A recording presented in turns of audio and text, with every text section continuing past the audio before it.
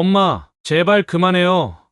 이제는 정말 지쳤다고요. 준서야, 엄마는 엄마가 뭐가 부족했는지 알아요? 왜 저한테 이러시는지. 전 이제 엄마의 아들이 아닌가 봐요. 그게 무슨 말이니? 엄마가 널 위해서. 날 위해서요? 그동안 날 위한다며 얼마나 많은 걸 강요하셨는지 아세요? 엄마의 희생이요? 전 그런 거 바란 적 없어요. 준서야, 이제는 제 인생을 살게 해주세요. 더 이상 엄마에게 매여 있고 싶지 않아요. 그래. 내 말이 맞을지도 몰라. 하지만 이제 와서 그 돈을 다시 달라고 하는 건 돈이요? 결국 돈 때문이었네요. 제가 그렇게 미워요? 그 돈이 그렇게 아까우세요? 아니, 그게 아니라 좋아요. 법정에서 봐요. 잠깐, 준서야. 그러지 말고 더 이상 할 말 없어요. 이제 끝내요. 우리 모든 관계를. 안녕하세요. 이번 사연은 67세 김미영 어머니의 사연입니다. 김미영 어머니의 사연을 들으시면서 따뜻한 위로와 격려, 그리고 따끔한 조언을 댓글에 남겨주시면 김미영 어머니께 큰 위안과 힘이 되니 많은 댓글 부탁드리겠습니다. 그럼 사연 바로 시작하겠습니다. 무더운 여름날 거실 창가에 앉아 옛 앨범을 넘기다가 문득 지나온 세월을 돌아보게 되었어요. 67이라는 나이가 무색하게 아직도 제 기억 속의 모든 순간들은 선명하답니다. 동네 할머니들과 매일 아침 공원을 산책하다 보면 미영 씨는 정말 젊어 보여요 라는 말을 자주 듣곤 하는데 그럴 때마다 씁쓸하게 웃게 돼요. 겉모습은 젊어 보일지 몰라도 제가 걸어온 길은 결코 순탄치 않았거든요. 할머니들 얘기 들어보면 다들 한 편의 드라마 같은 인생이야. 그러면서도 제 이야기만큼은 꺼내본 적이 없었죠. 1958년 강원도 정선의 작은 산골 마을에서 저는 5남매의 막내로 태어났어요. 우리 동네는 전기도 들어오지 않았던 시절이었죠. 땅거미가 지면 호롱불 밑에서 형제들과 모여 앉아 숙제를 하곤 했어요. 미영아, 막내라고 응석 부리지 말고 공부 열심히 해야 한다. 아버지의 말씀은 늘 엄격하셨지만 그 속에 담긴 애정만큼은 고스란히 전해졌답니다. 달빛 아래서도 책을 놓지 않던 제게 어머니는 우리 막내딸 꼭 대학까지 보내고 싶은데 라며 한숨을 쉬셨죠. 6살 때부터 부모님 농사일을 도왔어요. 아침 일찍 일어나 논두렁에서 잡초를 뽑고 밭에서 고추를 따고 참외 농사 때는 밤새 참외를 따면서도 항상 꿈을 꿨답니다. 서울에 가서 공부하고 멋진 사람이 되는 거야. 하지만 현실은 냉혹했어요. 초등학교를 겨우 졸업하고 나니 더 이상의 학업은 사치였죠. 큰오빠 대학 보내느라 힘들어 죽겠다. 어머니의 한숨 소리에 저절로 발걸음이 움츠러들었어요.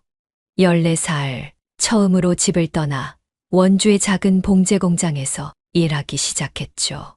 어린 게 벌써 돈을 번다고? 이웃들의 걱정 어린 시선이 따갑게 느껴졌지만 전 꿋꿋했어요. 매일 아침 6시에 일어나 밤 9시까지 재봉틀 앞에 앉아 있었죠. 손가락은 바늘에 찔리고 어깨는 뭉쳐왔지만 월급날이면 얼마나 뿌듯했는지 몰라요. 우리 미영이가 벌써 이렇게 장하네. 첫 월급을 받아 부모님께 드렸을 때 그 미소를 잊을 수가 없어요. 큰언니가 서울에서 자리를 잡고 저를 부르겠다던 약속은 생각보다 빨리 이루어졌어요. 20살이 간 넘었을 때였죠. 미영아, 서울 와서 고생 좀 할래? 전화기 너머로 들려온 언니의 목소리에 가슴이 뛰었답니다. 큰 기대를 안고 올라온 서울은 생각만큼 달콤한 곳은 아니었어요. 언니가 소개해준 식당에서 설거지부터 시작했죠. 손님들 남긴 음식을 치우면서도 절대 비굴해지지 않으려 했어요. 내가 지금은 설거지를 해도 곧 내 꿈을 이룰 거야. 매일 밤 거울을 보며 다짐했답니다. 낮에는 식당 일을 하고 밤에는 미용학원을 다녔어요. 월급의 절반을 학원비로 내면서도 행복했죠. 미영아, 너 정말 대단하다. 동료들이 놀라워할 때마다 더 힘이 났어요. 파마, 커트, 염색. 하나씩 배워갈 때마다 제 꿈에 한 발짝 더 가까워지는 것 같았거든요. 특히 파마를 배우는 게 재미있었어요. 손님 머리가 미용사의 작품이 되는 거예요. 원장님의 말씀대로였죠. 드디어 자격증을 따고 청담동의 작은 미용실에 취직했어요. 아침 일찍부터 밤늦게까지 일했지만 하나도 힘들지 않았답니다. 미영 씨가 해주는 스타일이 제일 예뻐요. 단골 손님들의 칭찬이 늘어갈 때마다 가슴이 벅찼어요. 때론 실수도 하고 힘든 순간도 있었지만 그때마다 더 단단해졌죠. 실수는 성장의 밑거름이야. 스스로를 다독이며 하루하루를 견뎌냈어요. 그러다 운명처럼 그분을 만났죠. 구청에서 일하시는 공무원이었는데 처음엔 그저 평범한 손님이었어요. 머리는 단정하게만 해주세요. 말씀도 없이 조용히 앉아 계시던 모습이 아직도 생생해요. 매달 한 번씩 오시더니 어느 날부터인가 대화를 나누기 시작했죠. 미영 씨는 참 밝은 것 같아요. 힘든 일도 웃으면서 하시잖아요. 그의 따뜻한 시선과 말투에 어느새 마음이 기울어져 있었답니다. 매주 토요일 오후 3시, 그 시간만 되면 어김없이 미용실 문이 열렸어요. 이번에도 단정하게 해주세요. 늘 같은 말씀을 하시던 그분의 목소리가 제 귓가에 맴돌았죠. 처음엔 말씀이 없으셨는데 어느 날부터인가 이런저런 대화를 나누기 시작했어요. 미영 씨는 고향이 어디세요? 강원도라고 하니 아, 그래서 그런 순수함이 있으셨나 보네요. 라며 수줍게 웃으시더라고요. 그렇게 한 달, 2달. 어느새 저는 토요일만 기다리는 제 자신을 발견했어요. 머리 손질이 끝나고 나서도 차 한잔 하자며 붙잡게 되고 퇴근 후엔 한강 둔치를 거닐며 이야기를 나누게 됐죠. 저는 33이에요. 나이 차이가 많이 나죠? 그분의 말에 저는 제가 6살 어리다고 해서 마음도 6살 어린 건 아닌데요. 라고 농담했던 기억이 나네요. 그때 그분의 웃음소리가 얼마나 따뜻했는지 몰라요. 처음 만난 지 100일이 되던 날이었어요. 여의도 공원에서 저녁을 먹고 산책을 하던 중이었죠. 미영 씨, 저 사실 진지하게 생각하고 있습니다. 갑자기 걸음을 멈추고 건네시는 그 말에 가슴이 쿵쾅거렸어요. 전 아직 부족한 게 너무 많은데. 게다가 학력도 초등학교밖에. 제가 머뭇거리자 그분은 제 손을 꼭 잡으시더니 당신의 성실함과 따뜻한 마음은 어떤 학력보다 값진 거예요. 저는 그런 미영 씨가 좋습니다. 라고 말씀하셨어요.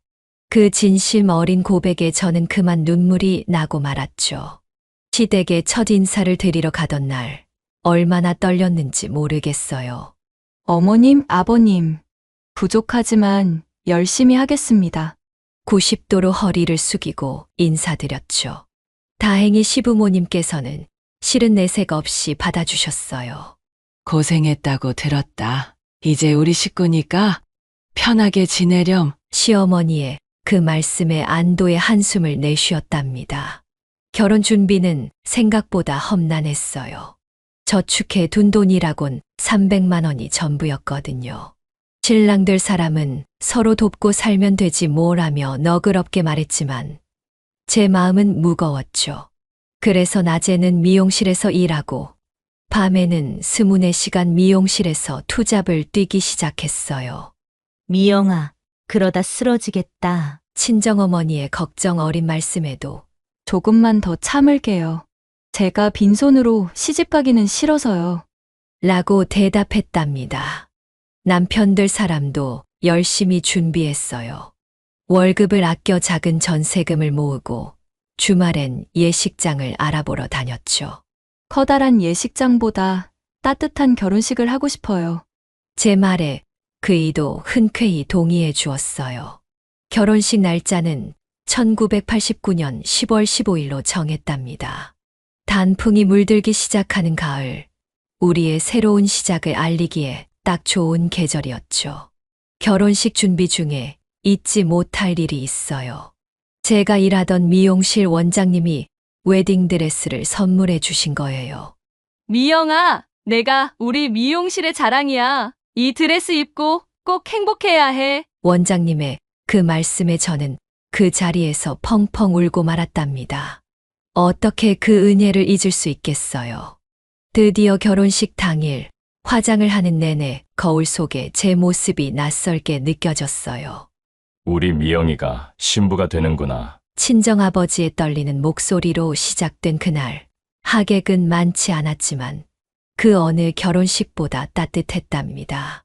이제 평생 당신을 지키고 사랑하겠습니다. 식장에 울려 퍼진 남편의 서약이 지금도 가슴을 울리네요. 신혼집은 관악구의 작은 반지하였어요. 햇빛이 잘 들지 않아 습기가 차고 비가 오면 걱정되는 집이었죠. 하지만 우리의 첫 보금자리라고 생각하니 그마저도 감사했어요. 우리도 곧 지상으로 올라갈 거야. 조금만 기다려줘. 장난스레 건네는 남편의 말에 웃으면서도 꼭 그렇게 될 거란 믿음이 있었답니다. 신혼의 달콤함도 잠시, 현실의 무게는 만만치 않았어요. 남편은 구청 공무원이었지만 봉급이 넉넉하진 않았죠. 여보, 우리 이번 달엔 좀 아끼면서 살아볼까요? 장보기를 할 때마다 계산기를 두드리는 제 모습을 보며 남편은 미안해하곤 했어요. 미안해. 더 잘해주지 못해서. 그럴 때마다 우리 함께하는 게 제일 행복해요. 라고 위로했답니다. 저는 결혼 후에도 미용실 일을 계속했어요. 아침 일찍 일어나 남편 도시락을 싸고 미용실에서 하루 종일 일하고 저녁엔 집안일을 하느라 정신없었죠. 미영아, 너무 무리하는 거 아니니? 친정어머니의 걱정에도 괜찮아요. 이게 다 우리 가정을 위한 거잖아요. 라며 웃어 넘겼어요. 그렇게 바쁘게 살던 어느 날 뜻밖의 소식을 듣게 됐답니다. 축하드립니다. 임신하셨어요. 산부인과 의사 선생님의 말씀에 그만 눈물이 왈칵 쏟아졌어요. 퇴근 후 남편에게 전화했죠. 여보, 우리 부모 될 것 같아요. 수화기 너머로 들리는 남편의 떨리는 목소리가 지금도 생생해요. 그날 밤 우리는 늦게까지 잠들지 못했답니다. 우리가 부모가 된다니 실감이 안 나요. 서로를 바라보며 기쁨의 눈물을 흘렸어요. 입덧은 생각보다 힘들었어요. 미용실에서 파마약 냄새만 맡아도 속이 울렁거리고 가위질을 하다가도 갑자기 화장실로 뛰어가곤 했죠. 미영아, 그만이라고 쉬는 게 어떻겠니? 원장님의 걱정 어린 말씀에 결국 일을 그만두게 됐어요. 대신 태교에 전념했답니다. 뱃속 아기에게 좋은 음악을 들려주고 매일 태담을 하고 산책도 열심히 했어요. 여보, 아들일까요? 딸일까요? 저녁마다 남편과 나누는 대화는 그렇게 행복했어요. 남편은 퇴근길에 항상 제가 먹고 싶은 음식을 사왔고 주말이면 산책을 함께 했죠. 우리 아기 건강하게만 자라다오. 배를 쓰다듬으며 매일 같은 기도를 드렸답니다. 1992년 3월에 어느 봄날 진통이 시작됐어요. 여보, 아파요.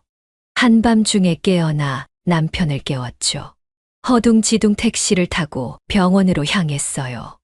12시간의 진통 끝에 마침내 우리 아들이 세상에 나왔답니다. 축하합니다. 3.4kg의 건강한 사내아이예요. 아기의 우렁찬 울음소리가 울려 퍼질 때 그동안의 고통이 눈 녹듯 사라졌어요. 우리 아들, 이제부터 잘 부탁해. 떨리는 손으로 아기를 안아보는 남편의 눈에도 눈물이 고였어요. 작고 여린 손가락으로 제 손가락을 꼭 쥐는 아기를 보며 이런 생각이 들더군요. 이제 나는 정말 엄마가 됐구나. 그 순간의 감동은 말로 표현할 수가 없답니다. 산후조리는 시어머니께서 해주셨어요. 젖손주라, 내가 직접 봐야지. 하시며 한 달 동안 고생하셨죠. 미역국도 끓여주시고 아기 돌보는 법도 하나하나 가르쳐 주셨어요. 어머님, 정말 감사합니다. 퇴원하는 날 진심을 담아 인사드렸답니다. 아이 이름은 준서로 지었어요. 준비된 사람이 되라는 뜻을 담아서요.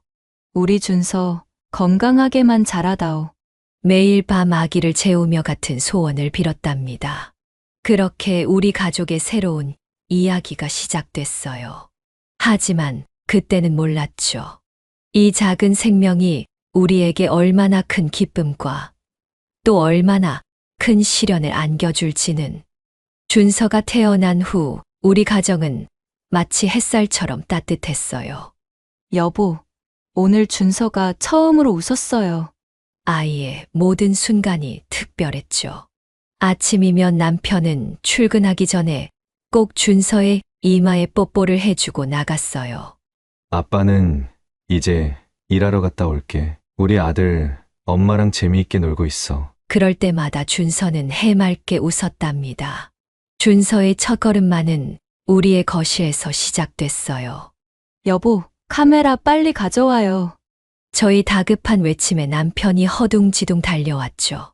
아장아장 걷다가 넘어져도 울지 않고 다시 일어나던 준서를 보며 얼마나 가슴이 뭉클했는지 몰라요. 우리 아들 정말 씩씩하네. 남편의 눈시울이 붉어졌답니다. 첫 마디를 내뱉던 날도 잊을 수가 없어요. 엄마, 아빠. 이제껏 들어본 소리 중 가장 감동적인 순간이었죠. 그날 저녁 남편은 특별히 삼겹살을 사와서 작은 파티를 열었어요. 이제 우리 아들이 말도 하네. 이게 다 꿈이 아닐까? 서로를 바라보며 행복에 겨워했던 기억이 나네요. 물론 힘든 순간도 있었어요. 밤새 열이 나서 응급실을 찾아야 했던 날들, 감기로 잠 못 이뤘던 밤들. 그때마다 남편은 제 곁을 지켜줬어요. 여보, 걱정 마. 우리가 함께잖아. 그 한마디가 얼마나 큰 힘이 됐는지 몰라요. 유치원에 입학하던 날, 준서는 너무나 당차 보였어요. 엄마, 나 혼자 할 수 있어. 그렇게 말하고 뛰어가는 뒷모습을 보며 웃음이 나왔죠. 선생님들은 준서가 착하고 똑똑하다고 칭찬하셨어요. 준서는 친구들이랑도 잘 어울리고 특히 이야기를 잘 들어요. 그런 말씀을 들을 때마다 가슴이 벅찼답니다. 남편은 그 즈음 승진도 하고 저는 동네 미용실을 작게 열었어요. 미영 씨네는 참 복이 많네요. 남편도 좋으시고 아들도 착하고. 손님들의 말씀에 저절로 미소가 지어졌죠. 큰 부자는 아니었지만 우리만의 작은 행복을 차곡차곡 쌓아갔어요. 주말이면 어김없이 가족 나들이를 했답니다. 봄에는 꽃 구경, 여름엔 계곡, 가을엔 단풍 구경, 겨울엔 썰매장. 계절마다 특별한 추억을 만들었어요. 아빠, 이번 주말엔 또 어디 가요? 준서의 기대에 찬 눈빛을 보면 피로도 다 잊었죠. 가끔은 제주도로 여행도 갔어요. 특히 남편이 좋아했던 건 한라산 등반이었죠. 이렇게 높은 곳에서 보니까 우리 고민이 다 작아 보이네. 시간이 흘러 준서가 초등학교에 입학했어요. 공부도 잘하고 친구들과도 잘 어울렸죠. 준서는 참 모범적인 학생이에요. 담임 선생님의 칭찬에 어깨가 으쓱했답니다. 남편은 아들을 위해 적금도 들고 학원도 보내주며 열심히 뒷바라지를 했어요. 우리 아들 꿈이 뭐야? 아빠의 질문에 판사가 될 거예요. 라고 당차게 대답하던 모습이 지금도 생생해요.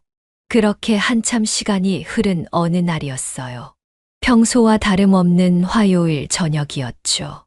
남편에게서 전화가 왔어요. 오늘은 회식이 있어서 조금 늦을 것 같아요. 그날따라 가슴이 이상하게 불안하더라고요. 밤이 깊어가도 남편은 돌아오지 않았어요. 자정이 다 되어서야 경찰서에서 전화가 왔죠. 부인께서 빨리 병원으로 와주셔야 할 것 같습니다.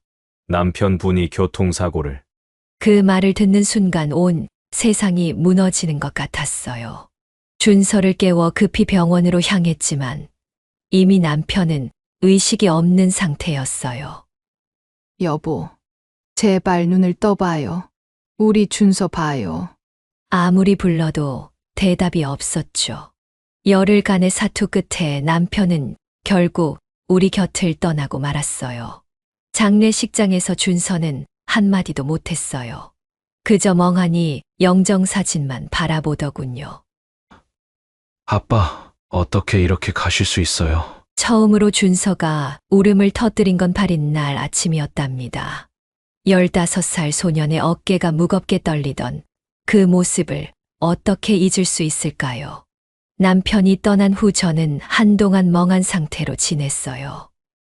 엄마, 준서가 걱정스레 부를 때마다 억지로 미소를 지었죠. 괜찮아. 엄마는 괜찮아. 하지만 밤이면 이불 속에서 혼자 울었답니다. 장례 비용도 만만치 않았고 당장의 생활비도 걱정이었어요. 그러던 어느 날 보험 설계사라는 사람이 찾아왔어요. 어머니, 지금 상황이 많이 힘드시죠? 남편분이 남기신 보험금으로 투자를 하시면. 당시 저는 세상 물정을 모르던 터라 그 달콤한 말에 넘어갔답니다. 정말 몇 배로 불릴 수 있나요? 남편의 사망보험금과 퇴직금, 그동안 모아둔 적금까지 모두 투자라는 명목으로 맡겼죠. 하지만 그건 사기였어요. 어느 날 갑자기 연락이 두절되고 사무실도 폐쇄됐더군요. 어떡해. 이제 어떡하지? 준서의 학비며 생활비로 쓰려던 돈이 한순간에 사라졌어요. 경찰에 신고도 해봤지만 소용없었죠. 죄송합니다. 이런 유형의 사기를 당하신 분들이 많으신데 막막한 현실 앞에서 할 수 있는 건 일하는 것뿐이었어요. 식당 서빙부터 시작했죠.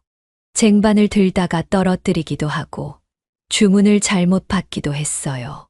밤에는 편의점 알바도 했답니다. 엄마, 너무 무리하시는 거 아니에요? 준서가 걱정할 때마다 엄마는 괜찮아. 내가 공부만 열심히 하면 돼. 라고 웃어 넘겼어요. 그러다 모텔 청소부 일을 시작했어요. 남들이 버린 쓰레기를 치우고 더러운 화장실을 닦는 일. 처음에는 자존심이 상했지만 점차 무뎌져 갔죠. 아줌마, 이 방 빨리 치워요. 손님들의 재촉에 허리가 휘도록 일했어요. 하루 종일 청소를 해도 월급은 너무 적었지만 준서의 얼굴을 떠올리며 버텼답니다. 어느 날 준서가 학교에서 울면서 돌아왔어요. 엄마, 애들이 절 놀려요. 허름한 옷 입는다고, 중고책 본다고. 그 말을 듣는 순간 가슴이 찢어지는 것 같았죠. 다음 날 당장 카드빚을 내서 준서에게 새 옷을 사줬어요. 엄마가 미안해. 이제 괜찮지? 아들의 웃는 얼굴이 너무 소중해서 빚이 늘어나는 것도 감수했답니다. 하지만 상황은 점점 나빠졌어요. 밀린 월세의 공과금까지. 카드 빚은 눈덩이처럼 불어났죠. 엄마, 저 학원 안 다닐게요. 준서의 그 말이 더 가슴 아팠어요. 안 돼. 내 꿈을 포기하면 안 돼. 밤마다 아들 몰래 울면서도 겉으로는 씩씩한 척 했답니다. 결국 우리는 더 작은 반지하방으로 이사를 갔어요. 습기 찬 벽지, 좁은 공간. 하지만 이마저도 감사했죠. 엄마, 우리 이제 어떻게 해요? 준서의 목소리가 점점 어두워지는 게 느껴졌어요. 아들의 꿈이 접히는 소리가 들리는 것만 같았답니다. 그리고 마지막 시련이 찾아왔어요. 어머니, 이번 달 월세도 밀리셨네요. 집주인의 말씀에 당장 나가야 할 처지가 됐죠. 그날 밤 준서와 저는 작은 방에서 서로 붙잡고 울었어요. 엄마, 제가 알바라도 할게요. 18살 아들의 그 말이 얼마나 마음 아프던지. 그때였어요. 준서가 갑자기 자퇴를 하겠다고 선언한 거예요. 엄마, 이제 그만할게요. 제가 돈 벌어올게요. 단호한 아들의 목소리에 제 심장이 멎는 것만 같았어요. 안 돼. 절대 안 돼. 처음으로 아들에게 소리를 질렀답니다. 하다 못해 고등학교라도 졸업은 해야. 그날 밤 우리 모자는 처음으로 큰 싸움을 했어요. 엄마! 현실을 보세요! 우린 이제 거리에 나앉게 생겼잖아요! 준서의 절규가 좁은 방 안을 가득 메웠어요. 그래도 내 꿈만은. 말끝을 흐리는 제게 준서가 차갑게 말했죠. 꿈이요? 엄마! 전 이제 꿈 같은 거 없어요! 현실이 더 중요해요! 그 말을 듣는 순간 눈앞이 캄캄해졌어요. 결국 타협을 했어요. 준서는 주간에는 학교를 다니고 저녁에는 편의점 아르바이트를 하기로 했죠. 엄마, 약속해주세요. 제가 돈 벌면 더 이상 모텔 청소는 안 하시기로 해요. 아들의 눈빛이 너무 진지해서 고개를 끄덕일 수밖에 없었어요. 하지만 그건 지킬 수 없는 약속이었답니다. 준서의 성적은 곤두박질 쳤어요. 수업 시간에 조는 건 기본이고 성적표를 받아올 때마다 한숨만 깊어졌죠. 죄송해요, 선생님. 제가 좀 더 노력할게요. 담임 선생님과의 상담에서 준서가 고개를 숙이던 모습이 지금도 가슴 아파요. 제가 못난 엄마라서, 아들의 꿈을 지켜주지 못해서. 그러던 어느 날 큰 변화가 찾아왔어요. 준서가 고3이 되던 해였죠. 엄마, 저 로스쿨 갈래요. 갑자기 꺼낸 준서의 말에 놀라지 않을 수 없었어요. 준서의 눈빛이 달라져 있었어요. 판사가 되는 건 포기했지만 변호사라도 될래요. 그동안 고민 많이 했어요. 하지만 현실은 냉혹했어요. 로스쿨은 등록금이 1,000만 원이 넘는다고 하더군요. 엄마, 제가 알아봤는데 장학금도 있대요. 희망에 찬 준서의 목소리에 저도 모르게 눈물이 났어요. 그래, 우리 준서 꼭 될 거야. 그날 밤 전 오랜만에 하늘을 올려다봤어요. 여보, 우리 아들 좀 도와주세요. 시련은 계속됐지만 우리 모자는 꿋꿋이 버텨냈어요. 준서는 낮에는 학교에서 공부하고 밤에는 편의점에서 일하면서도 포기하지 않았죠. 저도 모텔 청소와 식당 일을 병행하며 악착같이 버텼답니다. 엄마, 우리 꼭 성공할 거예요. 믿어요. 지친 날에도 서로를 위로하며 하루하루를 이겨냈어요. 이제 준서의 대학 입시가 코앞으로 다가왔어요. 매일 밤 늦게까지 책상에 앉아있는 아들의 뒷모습을 보며 기도했답니다. 제발 우리 아들의 꿈이 이루어지게 해주세요. 하지만 운명은 우리에게 또 다른 시련을 준비하고 있었어요. 아들의 대학 입시 결과는 기다리던 것과는 달랐어요. 수능 성적표를 받아든 날, 아들은 한참을 말없이 고개를 숙이고 있었죠. 엄마, 정말 죄송해요. 제가 실력이 부족했나 봐요. 그 말을 하는 아들의 눈에서 눈물이 뚝뚝 떨어졌어요. 괜찮아. 다시 도전하면 되지. 아들을 꼭 안아주며 말했지만 그때부터 우리의 긴 시련이 시작됐답니다. 재수학원에 등록하고 새로운 마음으로 시작했어요. 이번에는 꼭 성공할 거예요. 엄마가 고생하시는 만큼 열심히 할게요. 매일 새벽같이 학원에 가는 아들을 보며 안쓰럽기도 했지만 한편으로는 대견했죠. 하지만 결과는 또 실패. 참수를 결심하는 아들의 어깨가 그렇게 처량해 보일 수가 없었어요. 시간이 흐를수록 학원비와 생활비는 눈덩이처럼 불어났어요. 엄마, 이번엔 수준 높은 학원에 다니고 싶어요. 학원비가 조금 비싸지만 매번 고개를 숙이며 부탁하는 아들의 모습에 전 거절할 수가 없었죠. 카드 대출도 받고 친구들에게 돈도 빌렸어요. 이번에는 꼭 될 거야. 그렇게 믿으며 버텼지만 합격 소식은 끝내 들을 수 없었답니다. 예상치 못한 변화는 그때 찾아왔어요. 스터디 카페에서 만난 여자친구. 아들은 그녀와 결혼하고 싶다며 저를 찾아왔죠. 엄마, 저 좋은 사람을 만났어요. 이제는 공부 말고 다른 길을 찾아보려고 해요. 오랜만에 밝은 아들의 표정을 보니 기뻤어요. 하지만 곧이어 들려온 말에 가슴이 덜컥 내려앉았답니다. 장인어른이 신혼집은 있어야 한다시네요. 적어도 5억 정도는. 그 말을 듣는 순간 눈앞이 캄캄해졌어요. 하지만 이미 모든 걸 바쳐온 아들인데 마지막 발걸음까지 함께 해주고 싶었죠. 남은 노후 자금까지 모두 털고 은행 대출도 받았어요. 제게는 너무나 큰 금액이었지만 아들의 행복을 위해서라면 감당할 수 있다고 생각했답니다. 결혼식 날 아들은 눈물을 글썽이며 말했어요. 엄마, 정말 감사합니다. 이 은혜 평생 잊지 않을게요. 이제는 제가 효도하며 살겠습니다. 그 말을 들으며 저도 눈물을 흘렸죠. 하지만 그게 아들의 마지막 진심이었다는 걸 그때는 몰랐어요. 결혼 후 달라진 건 하루아침이었어요.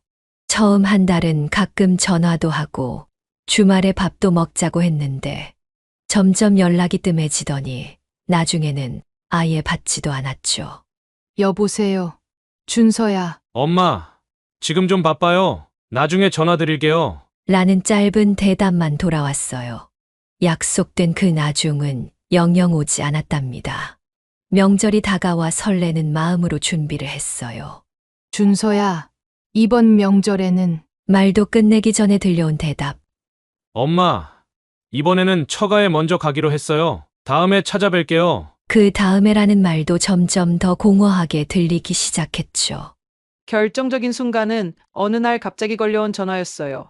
엄마, 혹시 노후 자금 좀 남아 있어요? 제가 사업을 구상 중인데 자금이 필요해서요. 그동안 모든 재산을 아들의 결혼 자금으로 쏟아부었다는 걸 모르는 듯한 말투였어요. 미안해 준서야. 엄마는 이제 정말 남은 돈이 없어. 그 말을 하자마자 들려온 차가운 목소리. 알겠어요. 다시 연락드릴게요. 그리고는 전화가 끊겼죠. 그 후로 저는 월세가 밀리기 시작했어요. 공과금도 내지 못했죠. 어머니, 이번 달까지만 기다려 드릴게요. 집주인의 통보에 짐을 싸야 했어요. 찜질방과 모텔을 전전하는 신세가 됐죠. 한밤중에 모텔 앞을 서성이며 이제 와서 후회한들 무슨 소용이람. 하고 중얼거리던 제 모습이 아직도 선명해요. 아들에게 마지막으로 연락했던 날, 차가운 음성 사서함만 들렸어요. 한때는 그토록 다정하던 제 아들이 이제는 저를 완전히 잊은 것만 같았죠.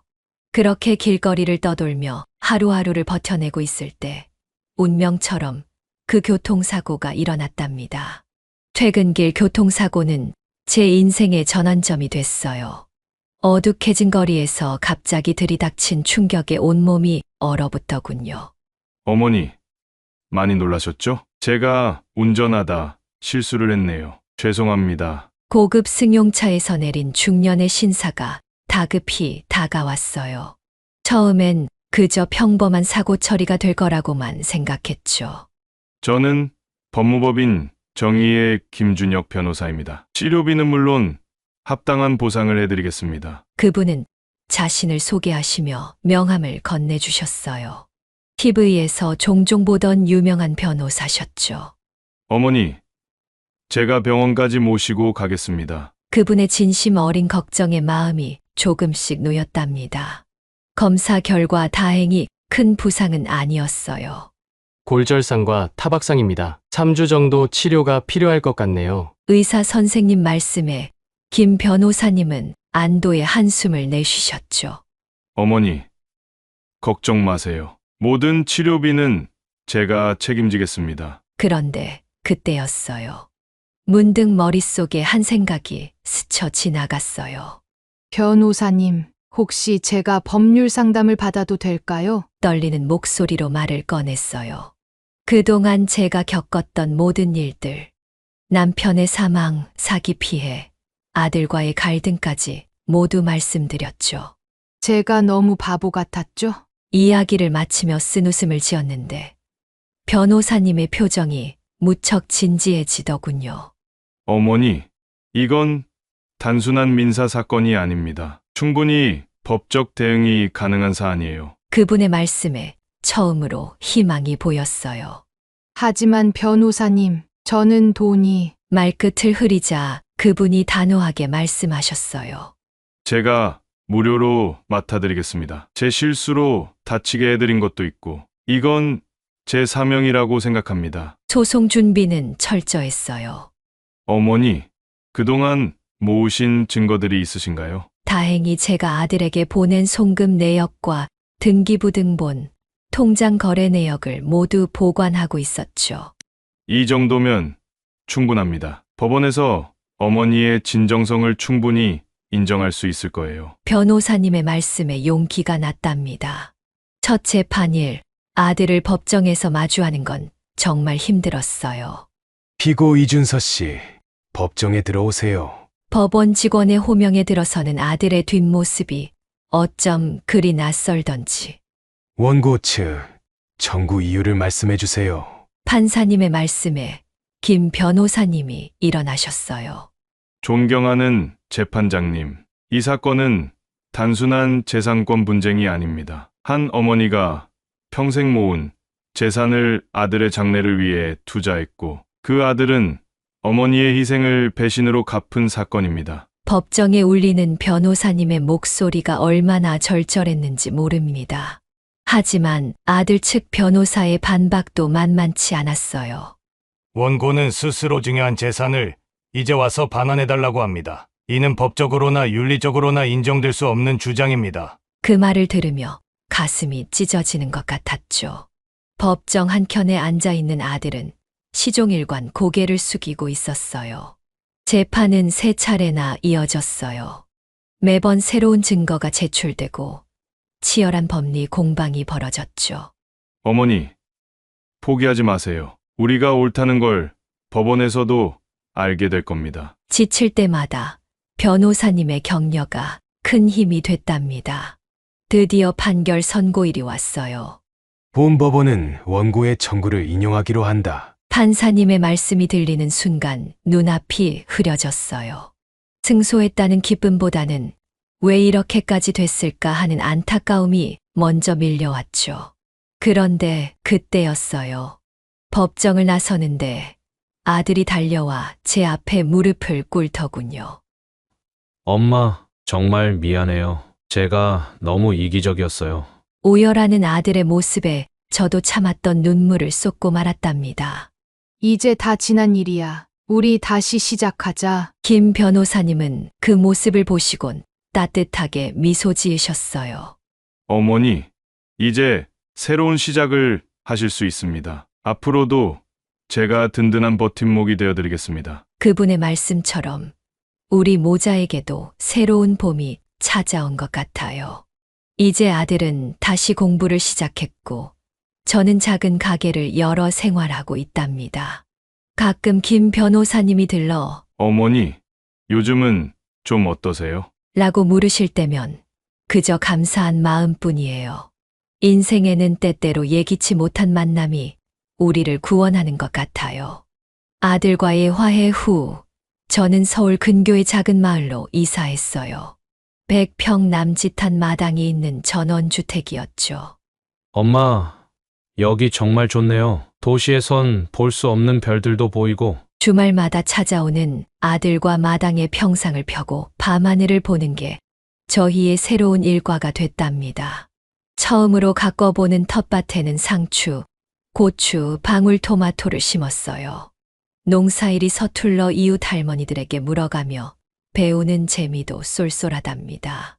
미영 씨, 고추는 이렇게 심어야 해. 그리고 퇴비도 이만큼. 매일 아침 텃밭에 나와 이야기꽃을 피우다 보면 어느새 시간이 훌쩍 지나가요. 어린 시절 부모님 농사일을 도왔던 기억이 떠올라 가슴이 뭉클해지기도 하죠. 엄마, 이제는 취미로 하시는 거잖아요. 너무 무리하지 마세요. 아들의 걱정 어린 말에 웃음이 나네요. 아들은 다시 로스쿨 준비에 매진하고 있어요. 평일에는 도서관에서 공부하고 주말이면 어김없이 며느리와 저를 찾아와요. 엄마, 이번에는 꼭 될 것 같아요. 김 변호사님께서도 많이 도와주시고. 아들의 눈빛에서 진심이 느껴져요. 예전의 공허한 꿈이 아닌 진정한 목표가 생긴 것 같아 안심이 됩니다. 김 변호사님은 저희에게 은인 같은 분이에요. 바쁘신 와중에도 한 달에 한 번은 꼭 들르셔서 아들의 공부를 봐주시고 저와도 차 한 잔 나누며 이런저런 이야기를 나누시죠. 어머니, 전 이제 돈보다 사람의 가치를 먼저 보게 됐습니다. 모두 어머니 덕분이에요. 그분의 말씀에 저도 많이 배우고 있답니다. 마을 경로당에서는 제가 요가 강사를 자원해서 하고 있어요. 젊었을 때 잠깐 배웠던 게 이렇게 쓰일 줄은 몰랐죠. 미영, 선생님, 요가하고 나니까 허리도 덜 아프고 잠도 잘 와요. 어르신들의 건강이 좋아지는 걸 보면 제 삶의 보람을 느낍니다. 수업이 끝나면 다 같이 모여 티타임을 가지는데 그때 나누는 인생 이야기가 참 소중해요. 텃밭에서 키운 채소로 김치도 담그고 반찬도 만들어요. 어머니에게 배운 김치 담그는 비법이 이제야 빛을 발하네요. 엄마가 담근 김치는 뭔가 달라요. 정성이 느껴져요. 아들의 말에 절로 미소가 지어져요. 이웃들과 나누는 재미도 쏠쏠하답니다. 서로의 비법을 공유하고 새로운 레시피도 시도해보고 이런 게 진정한 행복이 아닐까 싶어요. 얼마 전에는 기쁜 소식이 있었어요. 아들이 로스쿨에 합격한 거예요. 엄마! 드디어 제가 해냈어요! 전화기 너머로 들려오는 아들의 흥분된 목소리에 저도 모르게 눈물이 났어요. 그날 저녁 김 변호사님도 축하해 주러 오셨죠. 준서군이 이제 제 후배가 되는군요. 앞으로 잘 부탁드립니다, 선배님. 며느리와 함께 네 사람이 둘러앉아 나눈 식사가 얼마나 행복했는지 몰라요.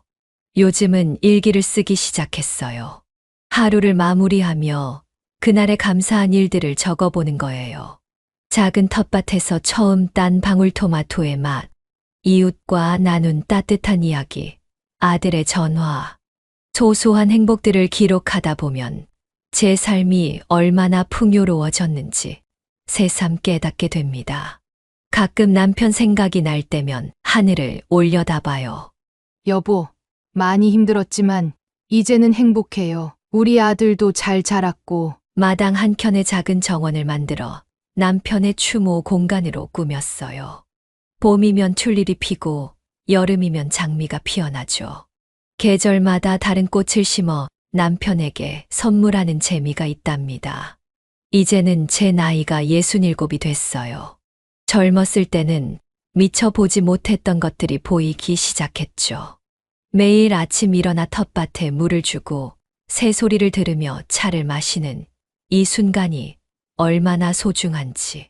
시간이 조금 더디게 흘러도 그만큼 더 깊이 삶을 들여다볼 수 있어 감사해요. 인생은 참 신기한 것 같아요. 가장 힘들었던 순간이 오히려 전환점이 되어 새로운 삶을 선물해 주었으니까요. 여러분의 인생에도 힘든 순간이 있겠지만 그 끝에는 반드시 따뜻한 봄날이 기다리고 있을 거예요. 저는 그걸 믿습니다. 여기까지 김미영 어머니의 사연이었습니다. 여러분은 어떻게 들으셨나요? 우리는 자식을 위해 평생을 바쳤지만 때로는 그 사랑이 무거운 짐이 될 수도 있다는 걸 이제야 깨닫습니다. 하지만 여러분, 이제는 우리 자신을 위한 시간을 가져보는 건 어떨까요? 자식에 대한 사랑은 그대로 간직하되 우리의 행복도 소중히 여기는 지혜가 필요한 때입니다. 아직 늦지 않았어요. 새로운 취미를 가져보고 이웃과 정을 나누며 우리만의 작은 행복을 만들어가는 거예요. 인생의 황혼기가 결코 끝이 아닙니다. 오히려 진정한 나를 찾아가는 새로운 시작이 될 수 있어요. 여러분의 남은 인생의 따뜻한 봄날이 가득하시길 바랍니다. 구독과 좋아요, 알림 설정하시면 올라오는 사연을 빠르게 받아보실 수 있습니다. 그럼 다음 사연으로 찾아뵙겠습니다. 고맙습니다.